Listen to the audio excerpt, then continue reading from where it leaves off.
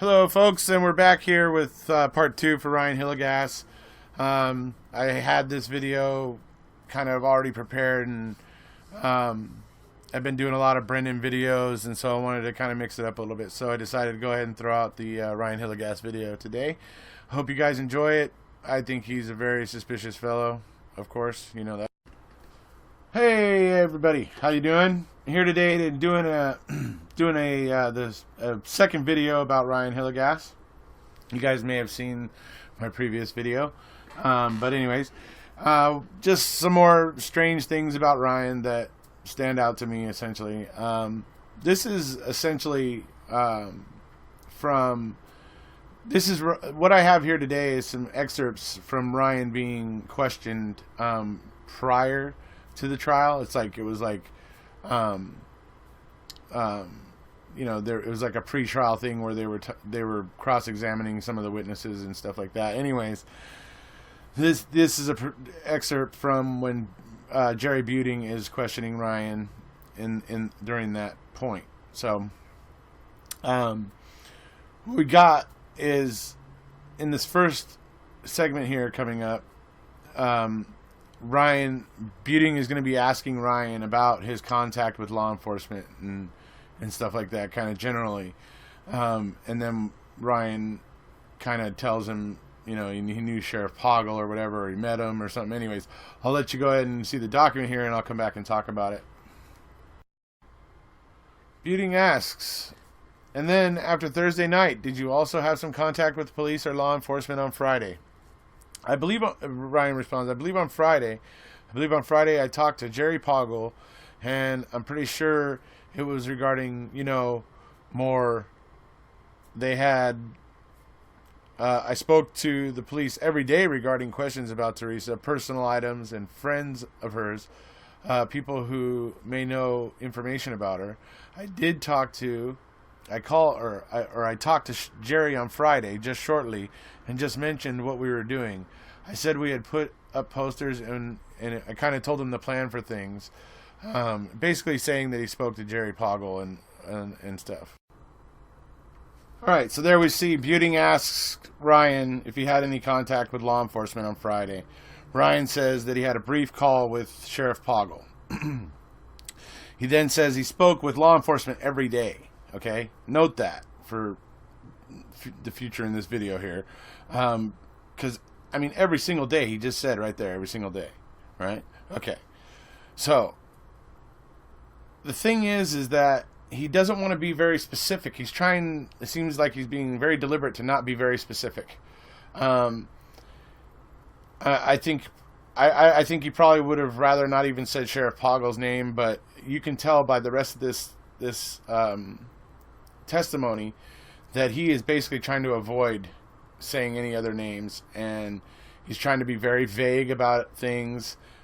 It really looks to me like he's trying not to answer things in a way that might cause them to subpoena his phone records, but at the same time he's trying to not seem obstructive, so he's trying to seem like he's trying to answer the questions. He's just trying to play dumb. Anyway, that's my opinion.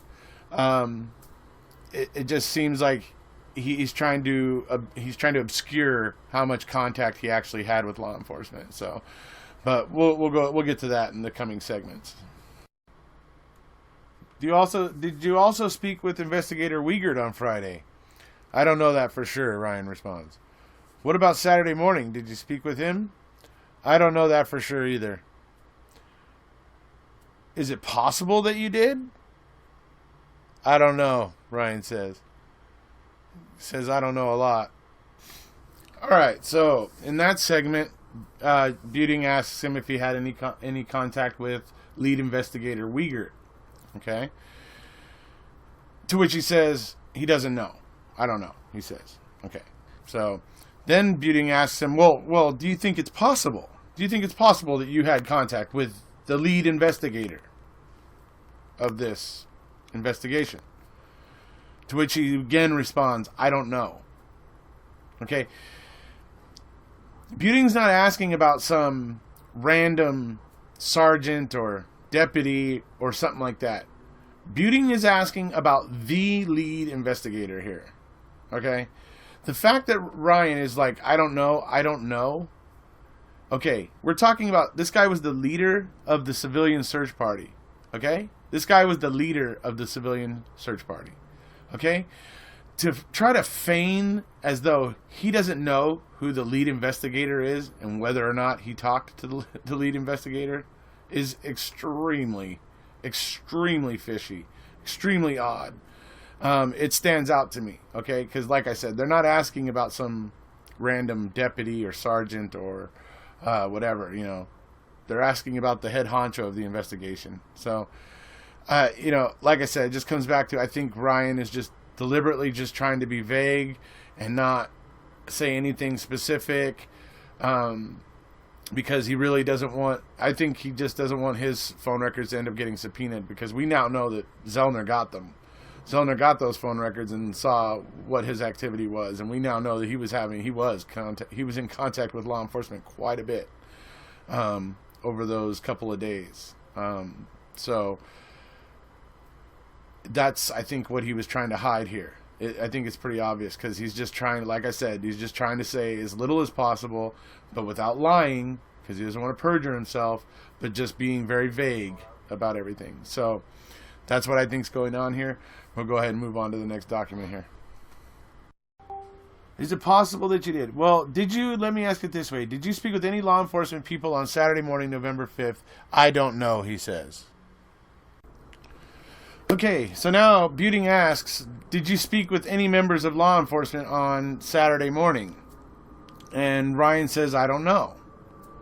Well, Ryan, you should know, because you've already stated earlier in your testimony that you spoke with law enforcement every day. So the answer to that question should be yes. Now, he's obviously going to, I don't know remember who it was or whatever. That's probably where he's going with it. But the whole fact of the matter is that he's already stated that he talked to law enforcement every day.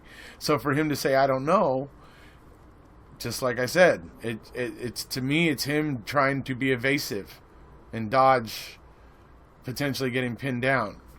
Is the way it looks to me. So, I mean, there's no way in heck I'm going to believe that law enforcement didn't check in with the leader or members of the civilian search party that morning, especially because we already know from phone calls that went through dispatch and stuff like that, we already know that they were doing something that morning, and that they said specifically that they needed to get in contact with the civilian search party, that they had something that they needed to speak about. So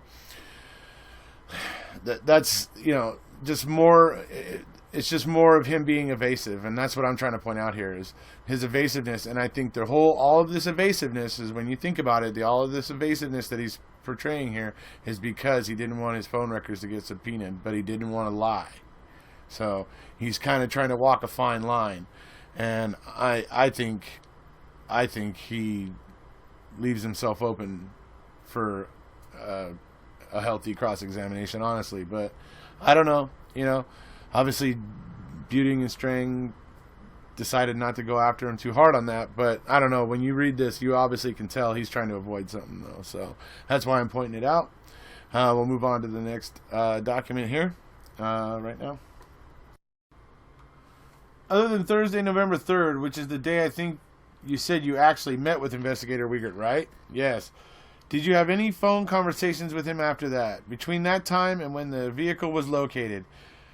Answer, Detective Wiegert, I don't know. Is it possible or are you sure either way? I don't know. Like I said, I talked to so many of the detectives and the police throughout the whole search. Not just those first few days, you know, which would lead to him going on the property and all that, right? Yeah. Okay, so in that clip, or in that piece of testimony, Buting establishes that Ryan met Wiegert. He actually met him in person early on. Yeah.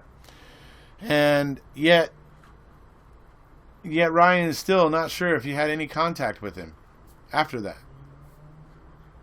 I mean, He then goes on to say that he was contacted by many members of law enforcement beyond the days of November 3 through 5. But he doesn't remember. See, the thing is that he's not remembering. Wiegert isn't just some detective. Wiegert isn't just some guy in Calumet County Sheriff's Department. He's the lead investigator. And Ryan is the leader of the civilian search party. These two should know who each other are. Right? Just saying. Anyways, they totally should know who each other are. And the fact that Ryan is trying to dodge it looks, to me, just fishy. Shows that there's something uneven going on. Something under the table.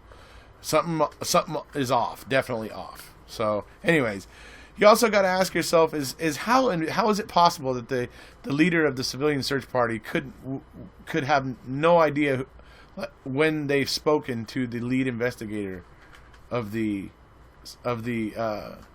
investigation into the murder of Teresa Hallback, or the missing persons report case?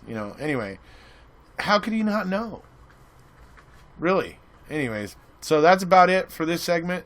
Just another set of things about Ryan Hillegas that just look funny, don't add up. And anyways, so if you haven't already, please hit subscribe, and we'll see you all soon.